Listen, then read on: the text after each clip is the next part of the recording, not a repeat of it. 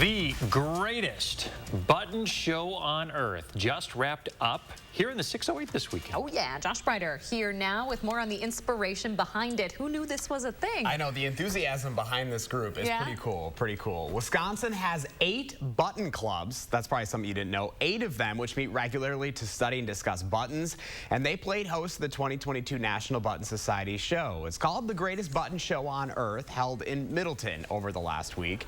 The 6-day occasion, offering educational programs and competition, features antique, vintage, and modern clothing buttons.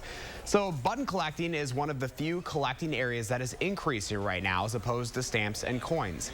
Organizers say it's important to take any opportunity to learn about the art and history of these treasures. Some of our buttons go back to the 1700s. And there are some even earlier than the 1700s. Believe it or not, modern for us is anything after 1918. More than 400 button collectors and enthusiasts came together this time around, and next year the show is going to move to Portland, Oregon with a new theme. But Wisconsin is one of their favorite places to visit.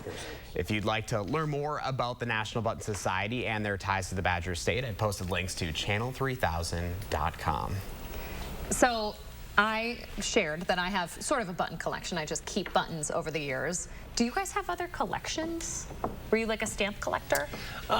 Baseball cards when I was a kid. Yeah, you look like a baseball collector. I could see that.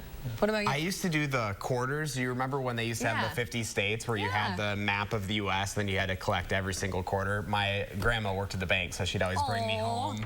Like, hey, the new quarter came out, so that was something. I think it's still got to be at my parents. I honestly don't know where that was, but I was always so, like, crazy about that.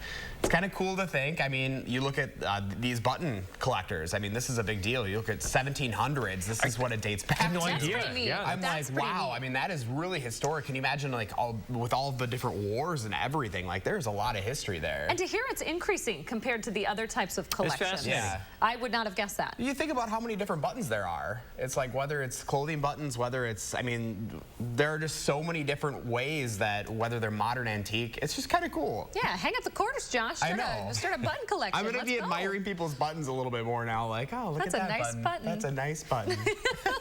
What a great icebreaker. Just don't push my buttons. Oh, yeah, okay. Noted. Josh Breiter, thank you very much. You bet. And don't forget to let Josh know what inspires you in the 608. Reach out on social media or email him for a chance to be featured.